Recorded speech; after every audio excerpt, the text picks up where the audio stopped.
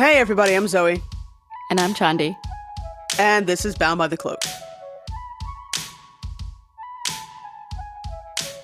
You might have heard that it's really hard to find a safe deposit box nowadays. Many banks are eliminating them as a service to their customers. Most recently, Chase Bank no longer offers safe deposit boxes to its new customers. And other banks such as HSBC, Barclays, and Capital One have also eliminated that service as well. If you're wondering where to keep your family heirlooms, your stacks of cash, or multiple passports, well, we might just have the answer for you. Today on the podcast, we have Dave McGuinn. Dave McGuinn is the founder and president of Safe Deposit Specialists, a nationally recognized financial consulting firm that has been around since 1969.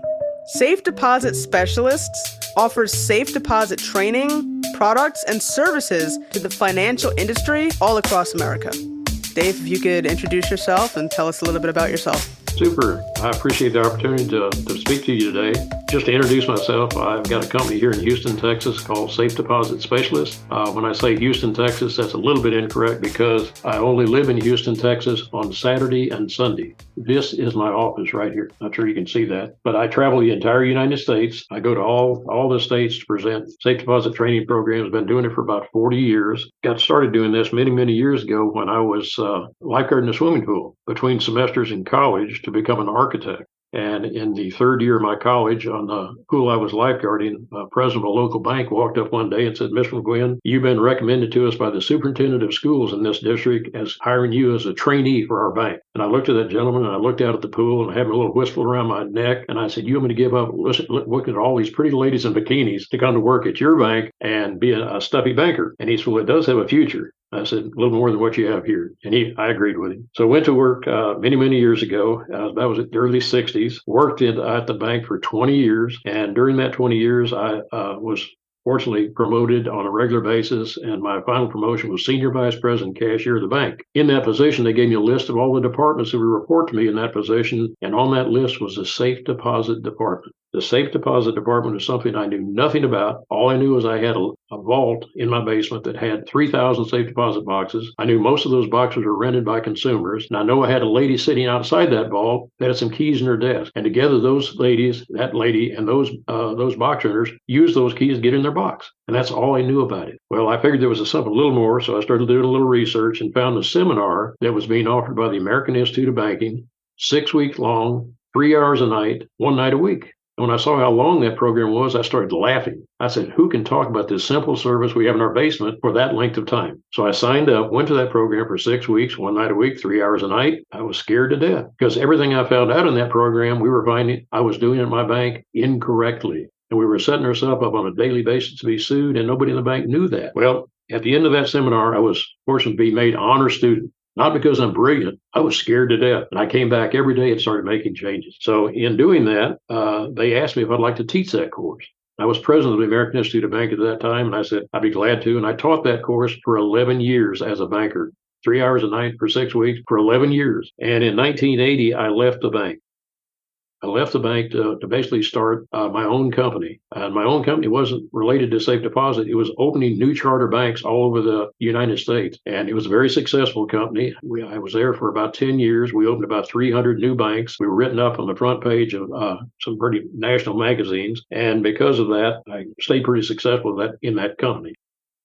Had that company until 1989 when I left the bank, when the banking industry started closing banks rather than opening them. And I started a publishing company because I've been writing lots of books during that period of time on how you run a safe deposit area properly. And through that publishing company, I was elected president of the American Safe Deposit Association, the Texas Safe Deposit Association, the Houston Safe Deposit Association. And I traveled basically all the United States speaking to those people. And it was a very large organization. So anyway, that's how I got started doing this. Been doing it a long time. So you are the guy. Right now, I'm the only guy. Of course, I've got a website that has about 80 different products on it. I've got all these publications that tell people how to run a department, how not to run a department. And yeah, I am the guy right now. And I get calls and emails and requests from all of the United States because of that.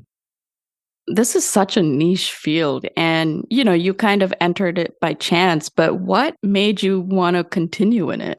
Well, it's an interesting subject, and fortunately, it's been a very good profession. Like I say, I travel nationwide doing these training seminars. I do audits in banks and credit unions all over the United States. I've got a website with all those products on it that's very successful and get orders on a daily basis on that. I've got right now 17 cases where I've been hired as a consultant or an expert witness in safe deposit lawsuits where consumers have lost things out of their safe deposit box and they're looking for somebody to help them recover those things. I've got a safe deposit question and answer hotline. It is so popular right now. I have over 1,000 subscribers to this thing. When they have a problem in their bank or credit union, they pick up the phone, they call me, and we talk. And there's only a fee charged when I try to help them with those problems. Rather than call their attorney, it's going to charge them $700 an hour.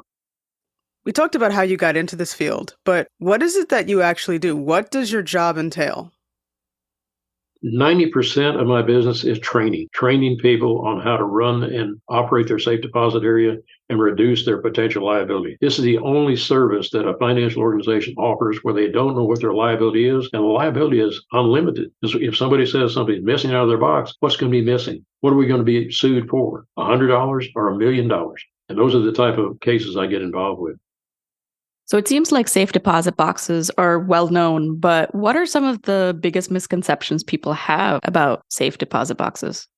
The absolute biggest misconception about safe deposit is consumers think that their contents are insured. They think they have $250,000 worth of insurance on anything they put in that safe deposit box.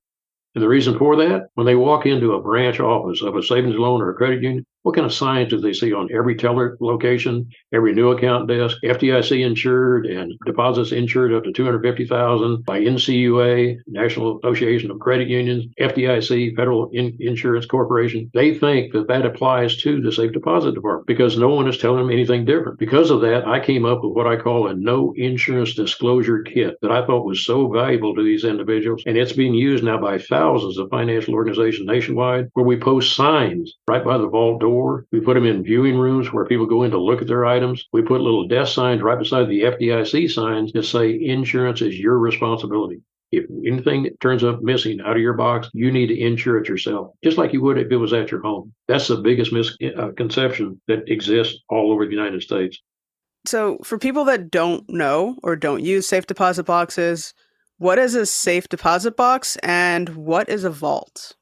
A safe deposit box is just a little metal container that goes into a slot in a section of boxes inside a vault. That's the best definition I can give you about what a safe deposit box is. A vault is a secure area within a financial organization with a vault door and security systems and something to protect the items that are inside there. It not only protects the consumer's items, it also protects the bank's assets, their reserve cash and things like that. So those like giant heavy doors, right, for the vault with all the locks and you have to turn it and open it, right? That's right. I think that's what most people think of when they think of a vault. Yeah, and the larger the door, the more impressive it is and the more secure the individual thinks. I've seen the round vault doors, I've seen square vault doors, I've seen all kinds of doors, but that projects an image of safety. And that's what this whole concept is about. That's why they get the word safe and put that in the terminology. And you're saying they are pretty safe, the bigger they are. The bigger the door, the harder it is to get through it. Yes, any door out there is penetratable. But if I'm a burglar, I'm not going to go through the door. I'm going to go through the wall. That's a little wall that's sometimes anywhere from 2 to 3 feet thick, and it takes a while to get through there. But there's tools out there you can rent at a tool supply store that construction people go to. That'll drill a hole in those walls in a matter of hours. How is the wall reinforced? Typically, there's steel reinforcement, and back in 1968, they came up with a regulation called the Bank Protection Act of 1968 that basically specified how thick that wall had to be, what kind of steel had to be, rebar that had to be inside of it, and how big and rated that vault door needed. It had all kinds of regulations about the security device and whatever. Unfortunately, in 1991, somebody up in the government decided that's too much regulation, so they did away with all that. And when they did away with it, it created a new industry called self-service safe deposit box, where they're not putting these boxes inside vaults anymore. They're sitting right in the middle of the lobby where the cleaning people can walk by when they clean the bank and the branch at night. Wow, I had no idea. No, nobody does.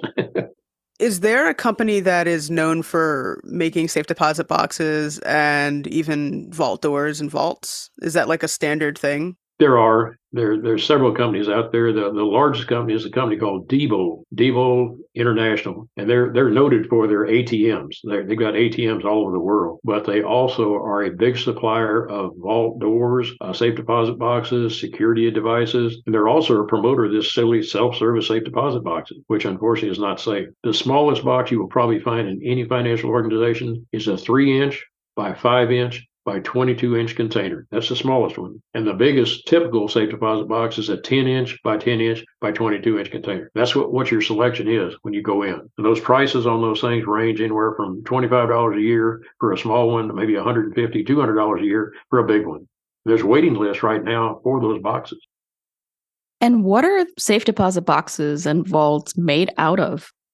The boxes themselves usually are made out of aluminum, steel, or plastic. And again, depending on what amount of money you want to spend will determine what kind of box you get. The plastic ones are terrible. They bend, they warp, they do all kinds of crazy. That's the cheapest. You get what you paid for there. The steel and aluminum boxes are probably the most popular, and that's the ones you find in the very old banks that have been there for 100 years, and those boxes are still in the same condition because they're just used going in and out of that slot. The vaults, they're made out of concrete. They're made out of steel. If you're opening a new branch in an existing building, you can't pour concrete in the basement to put this vault. So you hire a company to come in and make a steel liner. They make an actual steel box that goes in a corner or a section of that basement, and that's where you put those boxes. And the steel is something like 3 or 4 or 5 inches thick. I mean, it's heavy steel.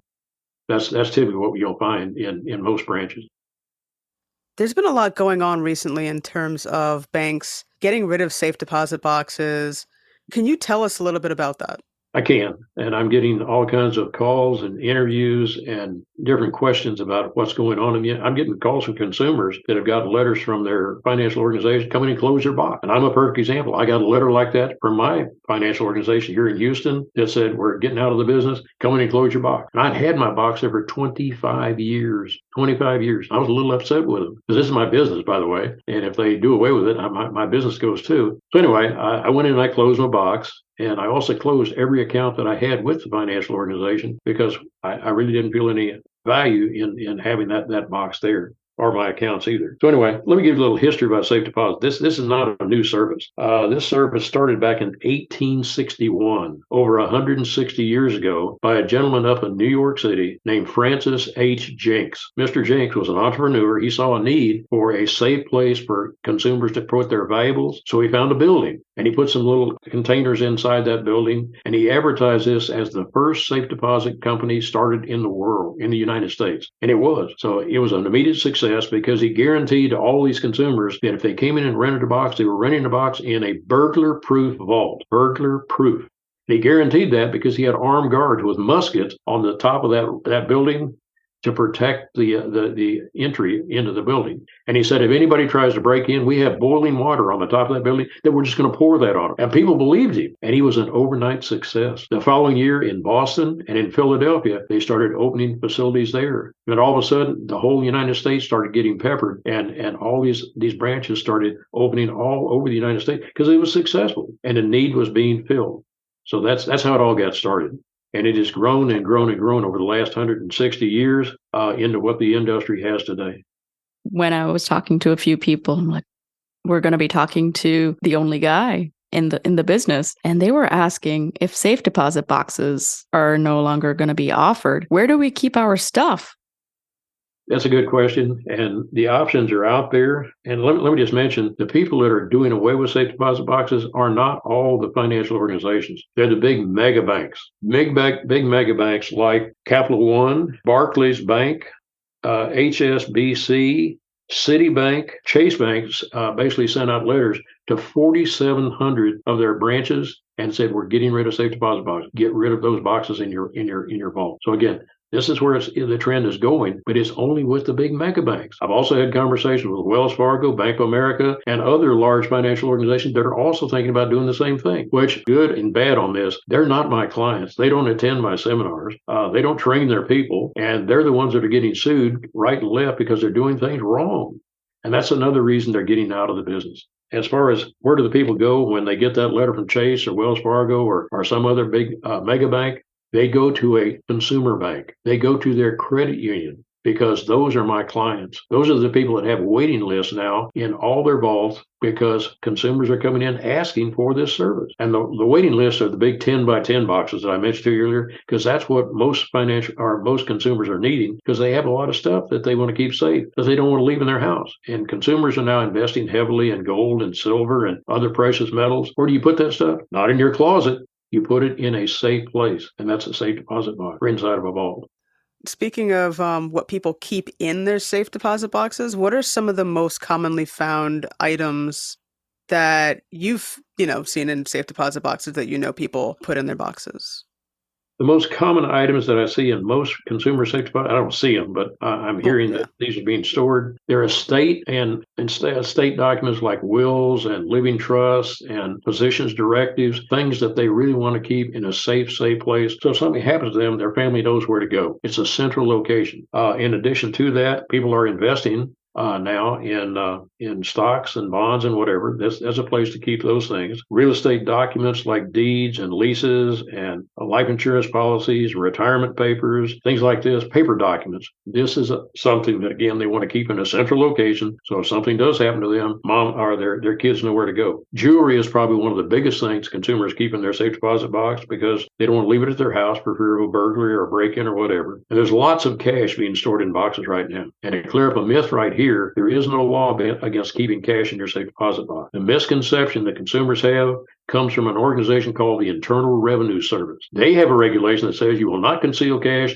from the United States government and not pay tax on it. If you really analyze what people are putting in boxes, their coin collections, their Kruger-Ins, cash that they have saved, and they pay tax on how they got it. They're not breaking the law, so they haven't broken any law by putting it in there. They just want to keep it safe. So lots and lots of cash. There's billions of dollars in cash right now in safe deposit boxes, which unfortunately is kind of an enticement for burglars to break in. Some of the other things that are in there would be collectible items like stamp collections and coin collections and things like this. I did represent one gentleman who had a very, very valuable collection of baseball cards that he'd been collecting since he was 6 years old. He just collected and collected. He had a collection that was worth over $1 million. He put it inside a safe deposit box and the vault flooded. When he walked in to get his baseball cards, he pulled them out. The bubble gum that you put in baseball cards, all this pink stuff started dripping out of the bottom of his cards. Every one of them were ruined. He hired me to show and try to prove negligence on the part of the financial organization. We're still working on that case, by the way.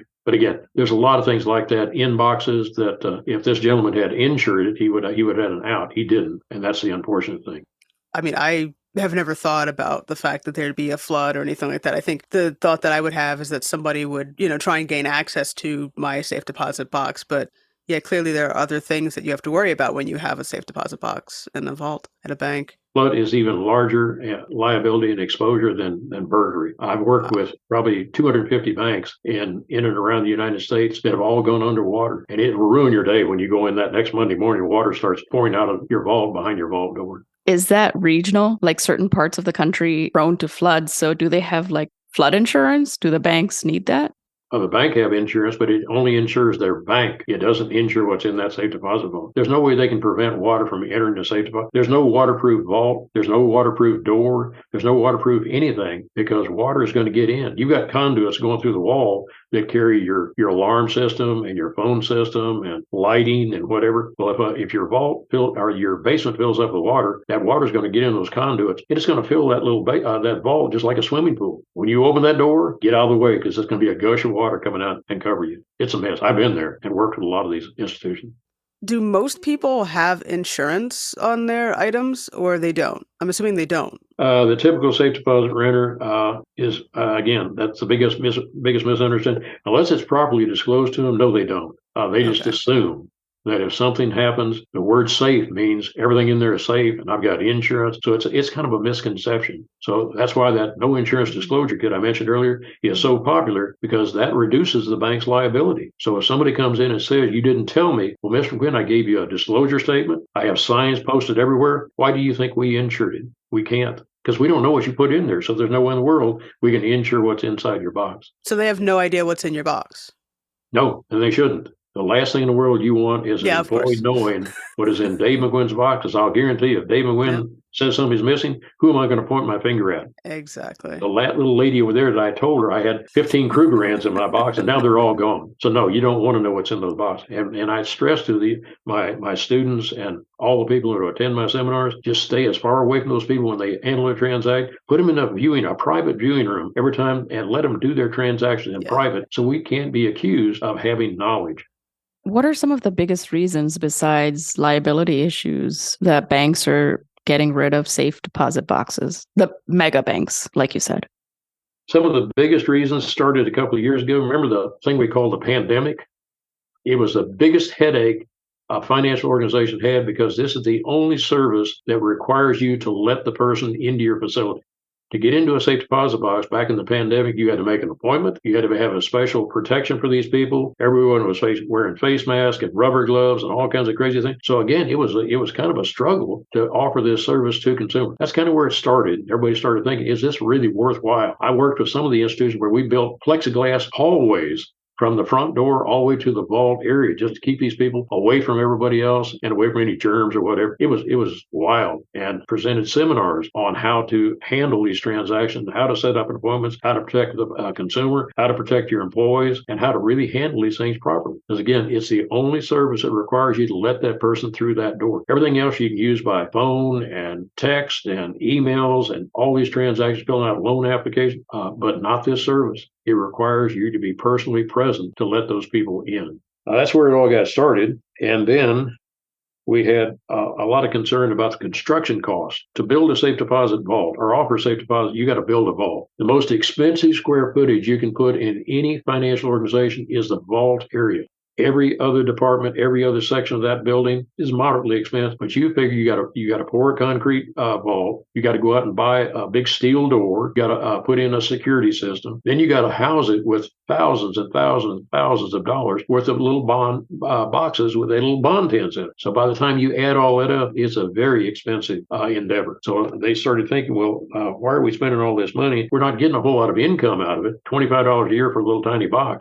So they said that that was not something they wanted to do. And then we had the unfortunate case of lawsuits and disappearance claims, poorly trained employees, poor record keeping. And then they started thinking, we're going to have to spend more money on training these people. Let's just get rid of the service. And that's where all this got started. But it all started with the pandemic. I never would have thought it would have started with the pandemic and all of that.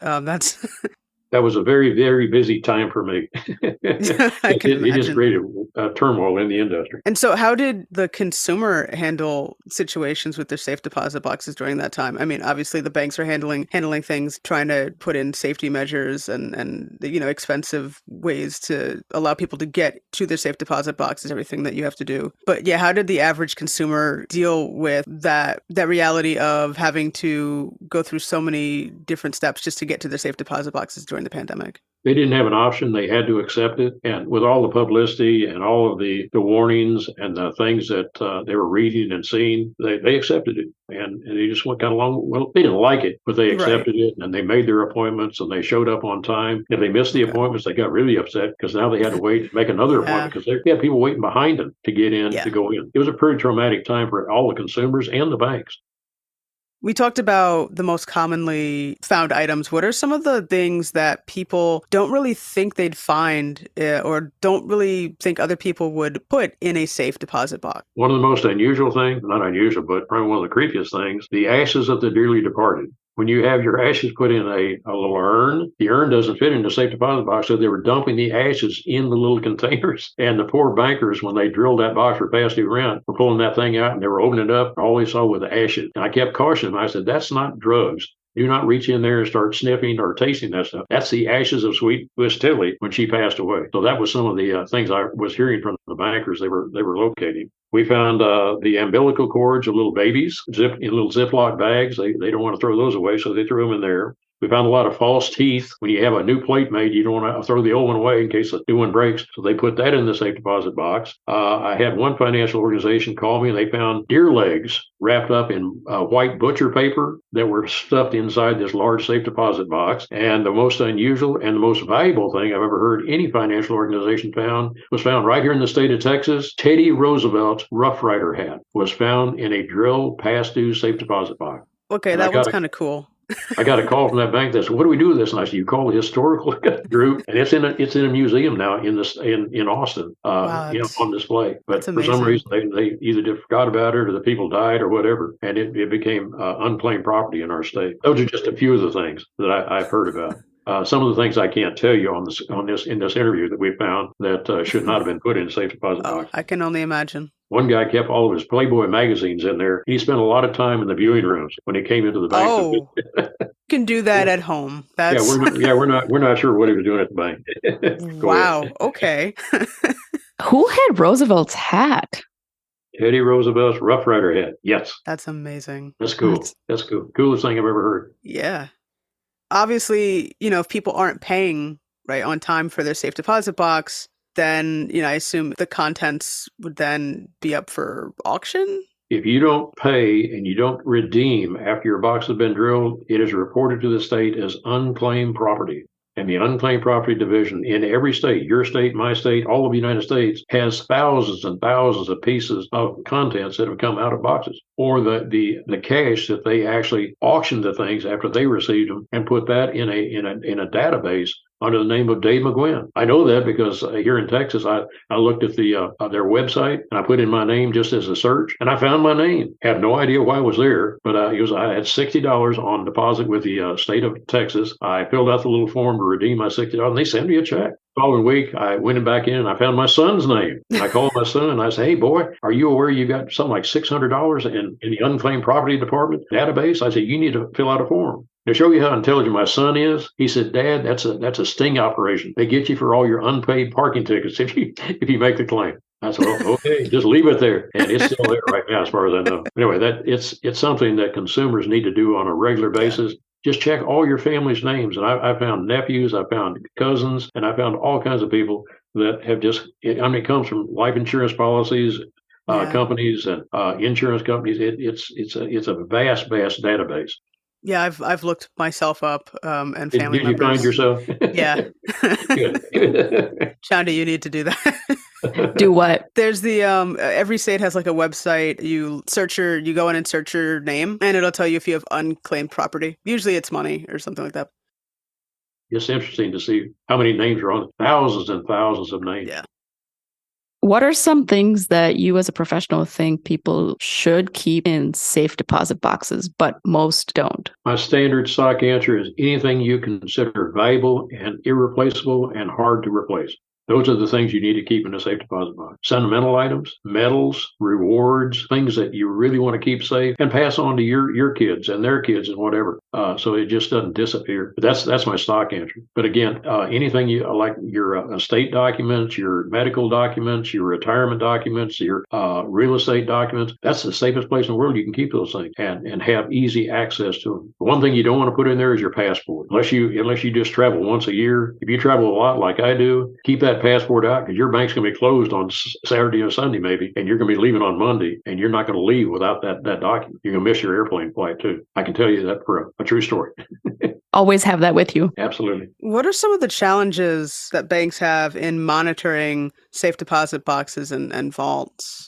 Well, probably the most important challenge is let's make sure all of our staff is properly trained, that they're giving out the right answers. They're letting the right people in their safe deposit box. They're keeping a good, accurate control on our record keeping and our documentation of who owns that box and whether the rent's due or not due or whatever. You need to make sure your security is up to date. That vault security is probably the most important thing if you ever have a burglary, because they're going to come back and question how often that thing is tested, make sure it's running properly. How often it's been updated to make sure it's the latest state of the art? Do you have people trained to shut that vault door correctly and handle these things correctly? All those things are important. And best thing we can do is make sure we pay proper attention to that area. Safe deposit has been a stepchild in financial organizations for over the history. It doesn't make a whole lot of money, so management doesn't pay a whole lot of attention to it. They look at it periodically. They check the audit reports maybe once a year, but make sure that the management is aware that we need to make sure this thing is being controlled and operated properly, and we're still on top of it. So we're not surprised if something happens later and we get served with some big lawsuit. How safe is one safe deposit box? And how safe is a vault at a bank? That's hard to say. It's hard to determine. And that question was asked to me by a TV show called 2020 several years ago. And they said, is there any way a consumer can test to see how safe that area is where they're putting the most valuable items they possess? And I said, well, right now there's not, but there will be next week. So I developed what I call my safe deposit report card for consumers to go into a financial organization. This report card has 30 questions that have literally come out in every litigation that I've ever been retained on. This person, if this institution had done these things correctly, we would not be having this conversation about something missing out of a consumer's box. So if this consumer walked into any financial organization and got with the head of operations or the head of the safe deposit area and said, I've got 30 questions I need to ask you, and he pulls this thing out of his pocket and puts it in front of them, if they can't answer these 30 questions with a yes response, or most of them at least, don't open a box with them because your box is not safe. I say that, and a lot of consumers are using that thing right now. And if a consumer wants to find it, all you have to do is go to my website at sds.com, and click on the link that says news article. And in that news article link, there's 50 different news articles I've written over the years. If they'll scroll about halfway down until they hit one that says safe deposit report card, they can open it up, hit your printer, and print the entire report card and use it to go in and determine how safe your stuff really is. That's about the only way you're going to ever really feel comfortable that you're putting it in a place that cares about this service. This might be a tough question to answer, but how many safe deposit boxes would you say there actually are throughout the country? That's a great question. And currently, your guess is as good as mine. Surveys have been made, historical surveys have been made that they estimated something like 30 million safe deposit boxes are rented nationwide, which is a lot of safe deposit boxes. But again, a lot of institutions are doing away with the service. They're downsizing. They're not putting boxes in new branch locations. So right now, I would say it's somewhere between 20 and 30 million. So in that area is what we're talking about as far as the vastness of this service. It's 160 years old. And what do you think is going to happen in the future where you have these large vaults with kind of empty space because they're getting rid of safe deposit boxes? They're going to turn them into a storage vault for newspaper, pens and pencils and letterheads and whatever. It's a very valuable space. It's secure space. It's got some kind of fire resistant on it. So if they do away with this service and they start, they're going to probably sell it. I've seen institutions take those boxes out. They sell them to a company that makes coffee tables out of them. They put glass tops on them. They put fancy siding. They're a very unique piece of furniture if you did that. There's a lot of vendors out there that love to buy those things because they want the locks. They want the metal that's inside those things. So again, there's a market for the actual product will be available if they decide not to use it anymore. Yeah, the other day we were looking at the Empire State Building. They have a giant bank vault, but obviously the bank is no longer there, but they're using it for storage and things like that. We had one bank that closed, and they turned it into a restaurant. They made it into a special little dining area for people to go in. It was air conditioned, so they for a little private, intimate type place. You go in the little vault to have your dinner and a quiet space. You're not listening to all the people around you. It was very unique. And it had one of those big round vault doors, so it made it even more unique. So they use it as a marketing tool. So again, there's a lot of uses for that space, and you certainly just don't want to throw it away. You just close that door and you're locked in forever. That was my next question. It's that would be the challenge. How common is it for somebody to get locked in a vault?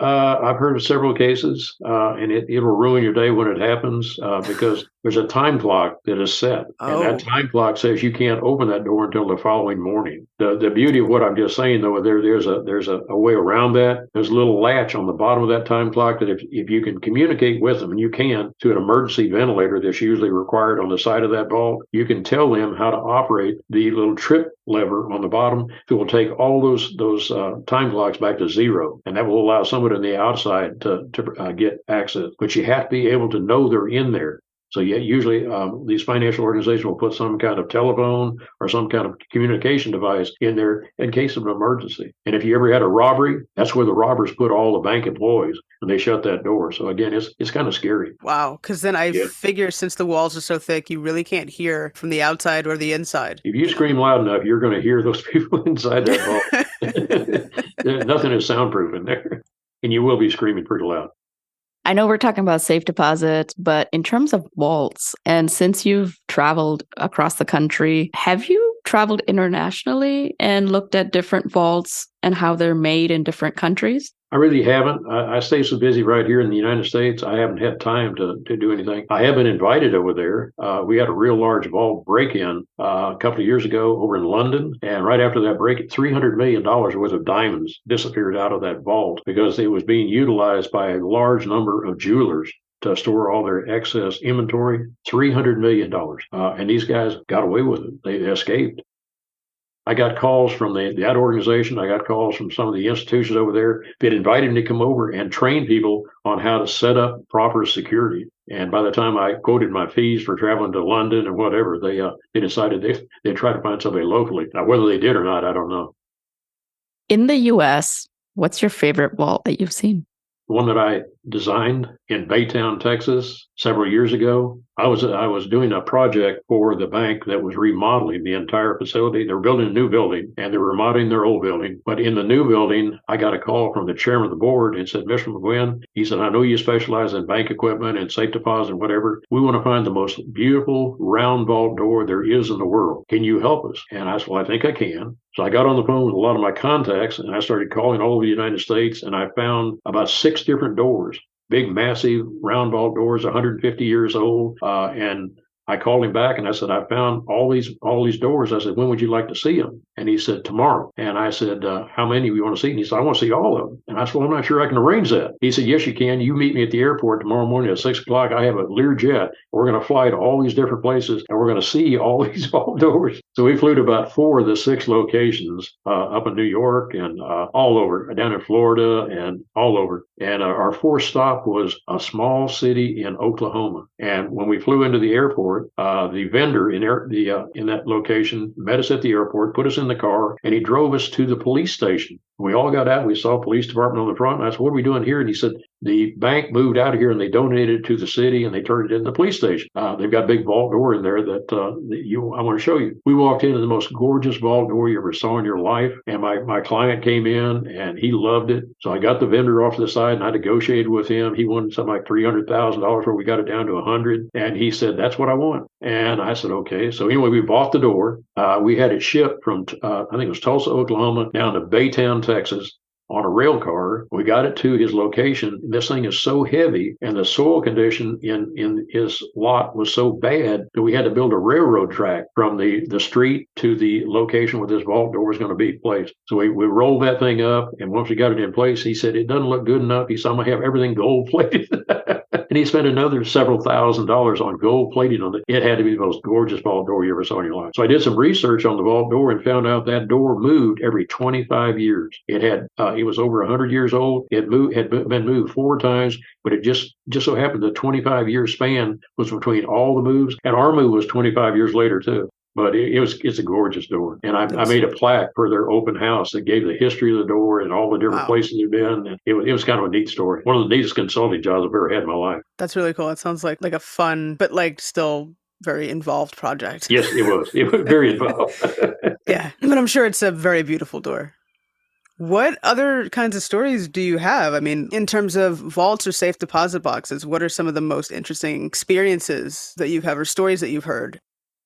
Interesting cases are cases I've been retained on as an expert witness, a consultant to represent consumers who have lost their things. We have a lady up in Florida. She was watching her TV one night. She had gone into her safe deposit box sometime before, and all of her stuff was missing. And all the bank said they didn't know what happened to it. She filed a lawsuit against her. She lost her lawsuit because of a lapse in time. So anyway, she's sitting in her living room watching an unclaimed property TV special that was being produced by the state. And all of a sudden, she sees her jewelry scroll across the bottom of the screen, and she recognizes 2 or 3 pieces of her jewelry. So she contacted the TV station. She said, can I get some information about where those pictures came from? And they told her what bank, and that was the bank that she had her box in. So she contacted the officials, and they went in and they found out she had reported her contents as unknown owner and reported it as past due to the unclaimed property department of the state. And they turned all that stuff over to them. And then when she sued, they said they didn't know what happened to her stuff. So they did very little research. So anyway, she got all of her stuff back, and then she filed another lawsuit against them for all of her attorney's fees and legal costs and all this. So that we're working on that right now. But that was probably one of the most unique. And then I had another 2 cases in Florida where 2 individuals went to their safe deposit box.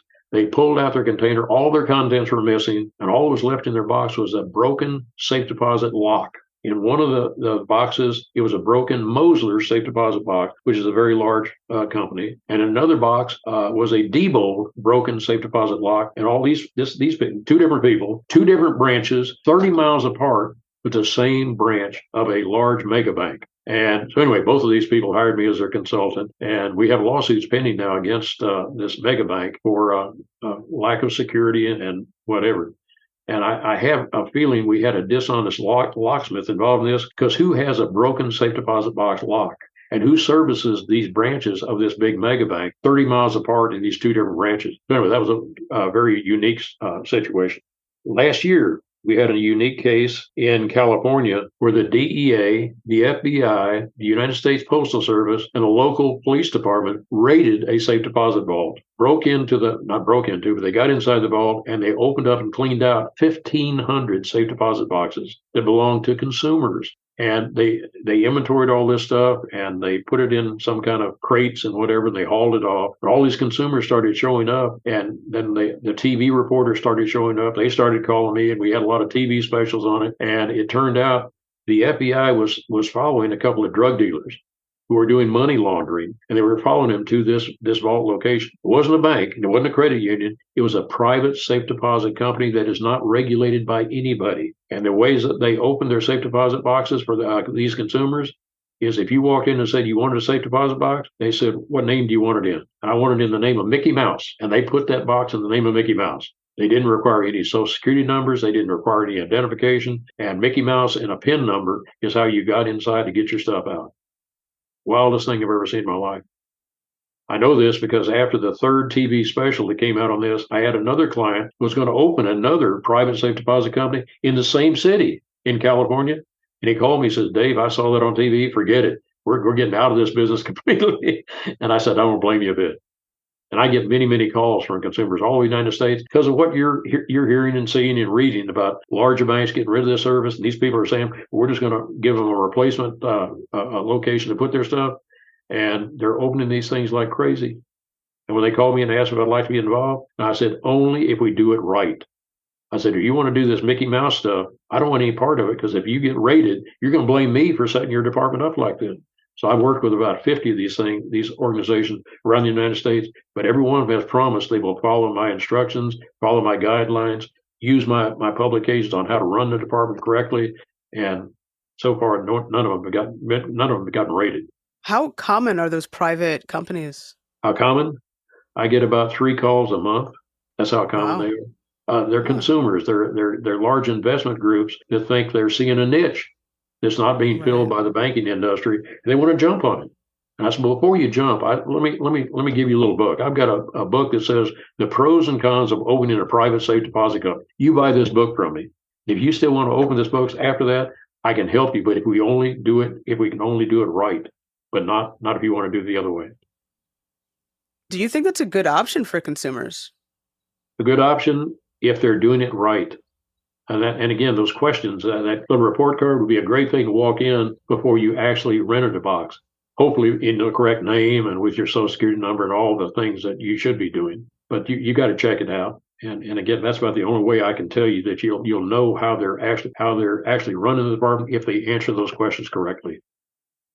And I was going to ask, how come they aren't regulated? Because I guess the government hasn't felt like there was a need. And they're going to have lobbyists to stop them if they even try to do it, because it creates more expensive for them because they have to comply with all the state laws and the federal laws. And there's a bunch of those laws. I've got manuals called regulatory compliance manuals. I have one for every state in the entire nation, and every state's laws are different. So if you're not following those laws correctly and you're not following the federal laws correctly, you're going to get in trouble.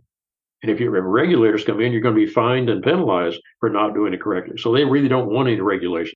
So they're going to fight it if it ever comes to that. What state has the most stringent laws and which state has the least? Most states have very significant laws. Page after page after page is when I write the manuals. All those laws I include and how to tell the people how to be in compliance with them. Mississippi, again, I go back there. They don't have any laws. Everybody just kind of doing something different. But again, they have a contract that basically spells out what they should and shouldn't do. That kind of protects them there. All states are different. How common is it that vaults are actually broken into? What are some well-known heists, I guess, in the last century or so? Is it as common to break into a vault as it may have been over 100 years ago?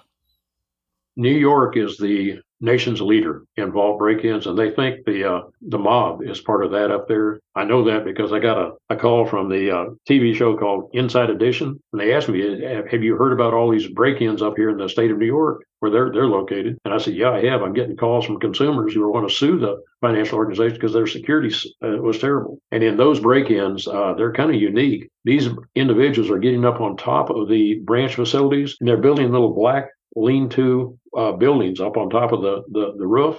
And they're getting inside those brown lean-to buildings, and they're cutting a hole in the top of the roof of those branches. And they know where the vault is because they've already cased the inside. They're cutting that hole right above the vault. They're dropping down on the vault. They're cutting a hole through there, and they're actually getting inside and cleaning out boxes. And when the police arrive, they find all these boxes on top of the roof. They're all neatly lined up. They're all cleaned out. And they're making some significant heists. So anyway, we did a TV special that came out real well and talked about what kind of security that needs to be in place in financial organizations to prevent that from happening. And some of these facilities that are being broken into are years and years old. Some of them 50 years old, some of them 80 years old, and their security system stinks. It was put in way, way back then, hasn't been upgraded. They're still using a landline that can be cut just by with a pair of pliers. They're not using any kind of cellular security system. Again, there's a lot of reasons why these facilities are being selected. We had a similar case happen right here in Texas in a facility about 30-minute drive from my office here. Over a weekend, the burglars broke in. They got on the roof. They cut through. They got inside the vault. They got inside. The alarm went off, which it should go off. And when the alarm monitoring company arrived, they looked through the window, couldn't see anything. So they just assumed the vault was malfunctioning. And the banker just told them, said, leave it off for the rest of the weekend, which gave these individuals a perfect opportunity to get in there and clean out as many boxes as they could. In one of those boxes, they found $250,000 worth of cash that was the bank's reserve cash that they were storing inside that vault. So again, these things are happening. Right after that one here in Texas happened, I got a call from the security officer that basically controlled all the security of all those facilities. They had 10 different branch facilities here locally. And he called me and said, "Mr. McGuinn, I want you to go out and audit every one of those facilities and find out what's going wrong. Why are they selecting us?" So I spent a week traveling to all these different branches, had a little audit manual with me to audit all the security requirements. And I came back and I made a report to him. I said, "Look, these are the things you're doing wrong at all your facilities. Somebody some time ago decided it was against, it really was not worth the time to set the time clock on the vault door to make sure it doesn't open till the following. So they just shut the door and spun the combination. So at 3 o'clock in the morning, you just go to that facility and just open the vault door if you wanted to and just make yourself at home." So again, that was the biggest thing they were doing wrong. They hadn't tested the security systems in probably years. All these things were listed on his audit report, and a lot of changes were made right after I went and visited these facilities. So he got local TV coverage on it, which is something he didn't want. You just got to pay attention and make sure your people are doing things right. Yeah, I had noticed in the last few years in New York City, there have been a lot more bank robberies and break-ins. I work in New York City, and I, at this point, refuse to go to a bank in the city. I wait to, come home and I'll go to a bank here. I'm not going to go to the bank in the city. Good idea. Good idea. Yeah, no, it's pretty bad. It really is. I never really thought about that in terms of going through the roof to get to the vault. I guess my thought is that, vaults are normally in a basement, but they may not be if there's no actual basement, right? They would just have a secure area in the building. Yeah, some of the smaller branches, it's just in the lobby over in the corner, uneasy access. And some of them are just steel liner vaults, so they're easier to penetrate than a 3-foot concrete vault that you have to drill through. Yeah, and then the roof is pretty easy because roofs tend to be fairly lightweight, and that's a weak spot. You bet. Yeah. So all they have to do is just go inside the facility, case where the bank is, locate where where they want to come through, and that's where they do it. That vault that I mentioned to you over in London, they think that was an inside job because they came through a wall that had no boxes in front of it. Somebody told them, go down this far, and they went down and drilled 3 large round holes in that vault wall that they could climb through. And it was a massive, thick vault wall, probably 3 or 4 feet thick. and they drilled through that entire thing over that evening. Most of the cases that I hear about on vault burglaries, there's so many unique things that they knew which boxes to break into, which wall to come through, where the alarm system was, whether it was a landline or a cell line or whatever. They knew all this, so that it was easy bypass. My house is a perfect example. It was broken into right after I had to close my box at my local. I got a little safe. Put my little safe in my house, travel all the time. My wife comes home from work one day and finds the safe in the back of our den, all broken to pieces. Windows broken out on the side of the house. The alarm system has been bypassed by cutting the landline. And when she came in, she said the safe was just it was a pretty heavy safe, about 200 pounds. They had gone into my garage and got my tools to break into my safe, stole all of her jewelry and a lot of cash and this, that, and the other. If I mention safe to any of my family again, I'll probably get shot. Home safe is not one of my recommendations I make to my clients. You have this report card system, so and you use that to audit different vaults and different banks across the U.S., right? Have you ever had seen something that was an A+, that was just perfect? Yes, and typically it's people that, again, this Mississippi, again, is one of my favorite places to go because they invite me every year to train any new employee that comes to work for them. This all got started something like 20 years ago when I went up to Jackson, Mississippi and did a program for the Mississippi Bankers Association. And when I flew back to Houston the following day, my phone rang. And when I answered it, there was a gentleman on the other end of the line. He told me his name. He said, I'm president of a bank here in Biloxi, Mississippi. And he said, I want to tell you about two of my ladies that were in your seminar yesterday. And I said, yes, sir, what can I do for you? He said, you just scared the hell out of both of them. I said, really? I said, what did I do? And he said, well, what you did is what I want you to do now is come back over here and scare the hell out of every employee I've got that has anything to do with safe deposit because I don't want to get sued. And I want you to tell them the same thing you told these two ladies to help us streamline our system. I guarantee you, if anything, he's on that question and answer hotline. If any question ever comes up, he calls me. And we correct that before it ever goes any further. That's probably the cleanest bank I've ever worked for. And again, they're training their people. That's the bottom line. If you're not training your people and you have a problem, you can't answer those 30 questions correctly. When you go into a courtroom, those are the questions that can be asked of the institution on the witness stand. And if they can't answer them in front of a jury, you can imagine what that jury is going to say. And who feels more sympathetic with the poor consumer who has tears in his eyes talking about his coin collection that he's saved for a million years and his baseball card collection, or the banker sitting over here with pinstripe suits that are being representing the bank? They're gonna side with the consumer. How often do you travel and teach people about safe deposit? Thank goodness for Zoom. Well, because of COVID and everything slowed down and the traveling was more difficult, whatever, I started telling my clients, I said, I will do your programs for you, but we're only going to do them virtually. They agreed with that because they don't have to travel. They don't have to pay for travel expenses. We can do all the things like me standing in front of the audience and addressing and Q&A sessions and this, that, and the other. So my traveling has gone down to almost zero, which is wonderful. Wow. Because I've been doing this for 40 years. And at some time I was hitting 3 states in every week. So you can imagine how tired I was when I got home. But I don't miss the traveling at all. Thank goodness for Zoom. You were living out of a suitcase for a bit, huh? I just kept it packed. You just kept it back. Yeah. By the door and be like, just in case I got to go this week. Yeah. Fortunately, I had a very understanding wife. She took good care of me. Since you've been doing this for 40 years, it's probably hard to even think of what you would be doing if you weren't doing this. But I'm going to ask that. If you weren't doing this, what would you be doing? Fishing. Okay. Playing golf, doing something. I'm getting really, really close to retirement. I'll hit 80 years old this year. And I think it's time to turn it over to somebody else. I've got a daughter that worked for me for about 4 years. She's about to retire as a school teacher after 25 years. And I may turn the company over to her. She used to be a banker. She has taught for that period of time. And I think she would do a good job in doing what I'm doing right now. With very little effort. And I still got that website with 80 products on it that I'd like somebody to inherit that and continue, because they're valuable products and no one else offers these things to the financial industry. What I'll be doing, I don't know. I'm gonna go as long as I can. My health is good and I'm doing fine. If you hadn't gone into the banking profession, would you have gone into architecture? Because I think you said you were studying that.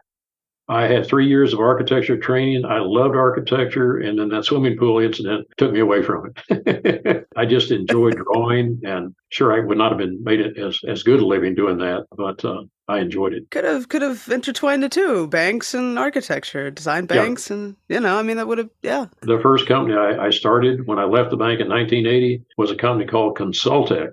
That's the company that we opened 300 new banks. We were featured on the front page of Fortune magazine. And the two gentlemen that I started that company it was a specialized bank architecture company that I had hired to come in and do an $8 million expansion remodeling project for my bank.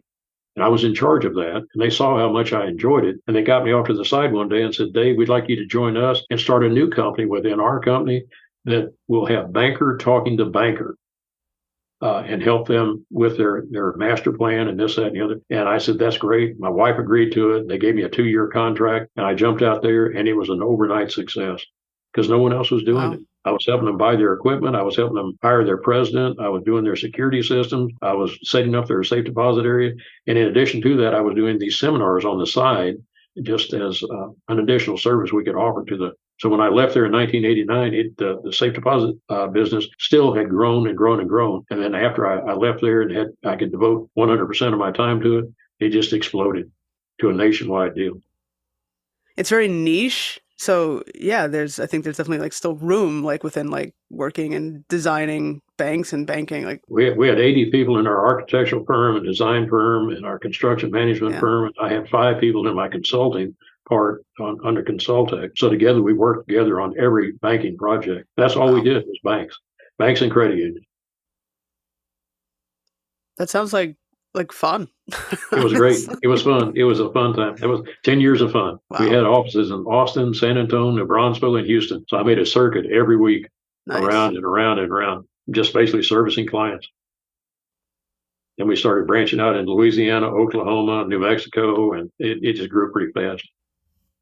Back in 1989, when they changed the Bank Protection Act, it said you don't need a vault anymore and you don't need security anymore. You don't have to do this. You can put your boxes in the vault or in the lobby. A couple of banks on the East Coast decided, well, if we don't need to do that, let's just let the customers wait on themselves. So then they came up with biometrics.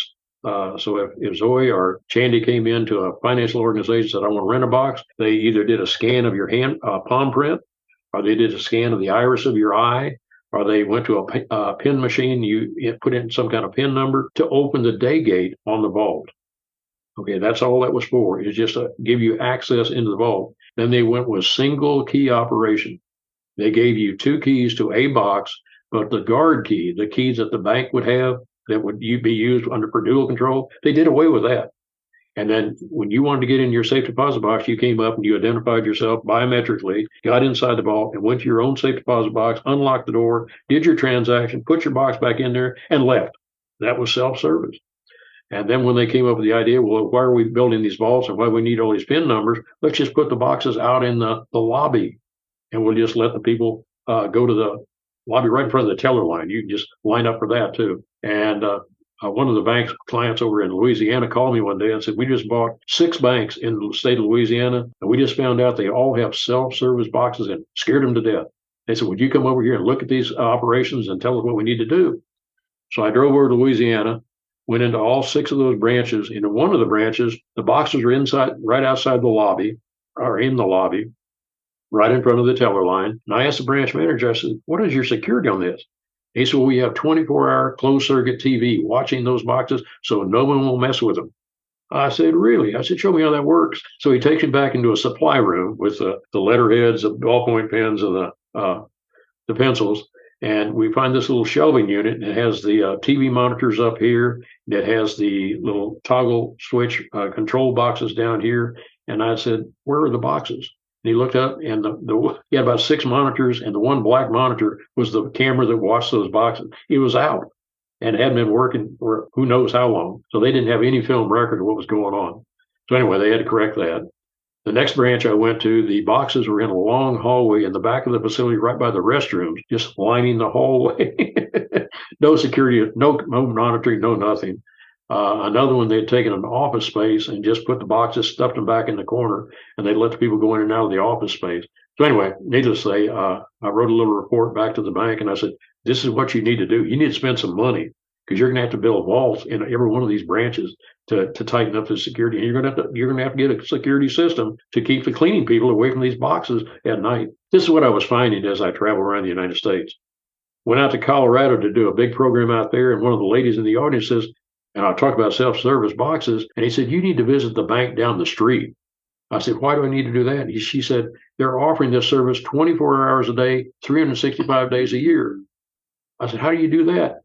They had an atrium on the front of their bank building that was left unlocked, and they put the boxes through the wall.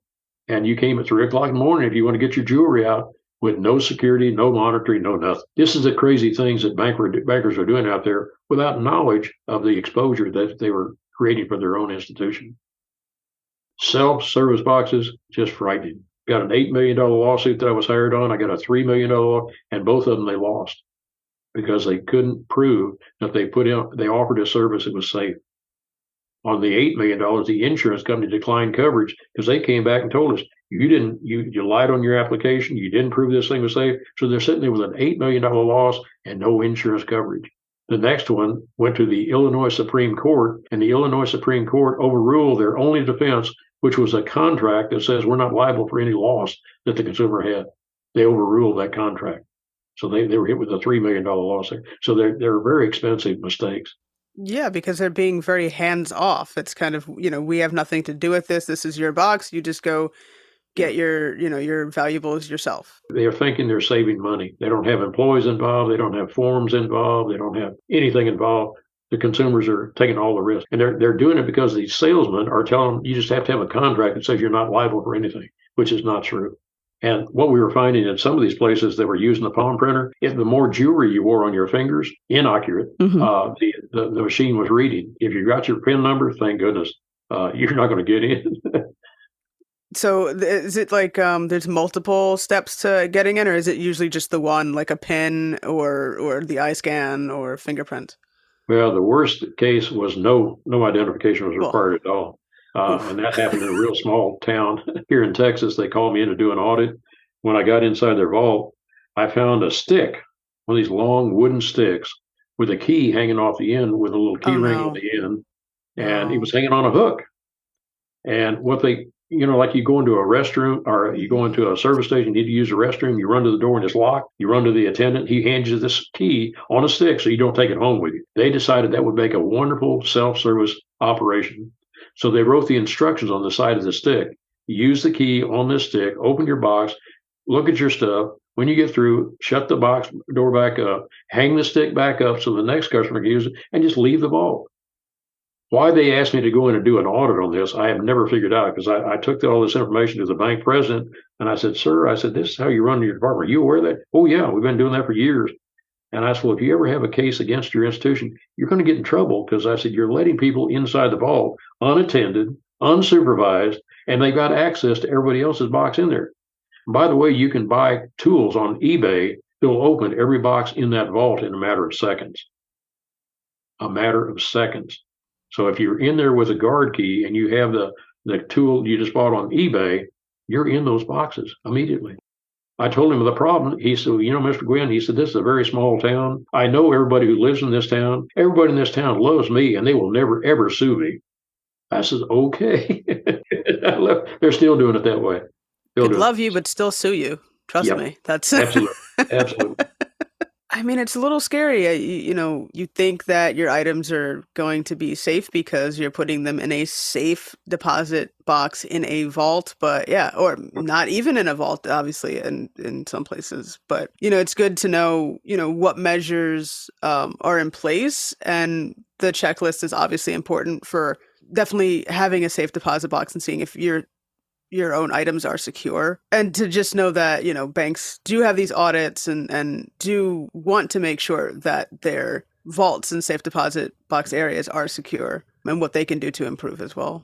It's good to know, because I think a lot of people don't know all that much. They just know that they have a safe deposit box, they put their things in it, they have a key, they go and get their items when they want, and that's it. People don't really think too much about how the whole system works. That's correct. The report card is a very valuable piece of paper for a consumer.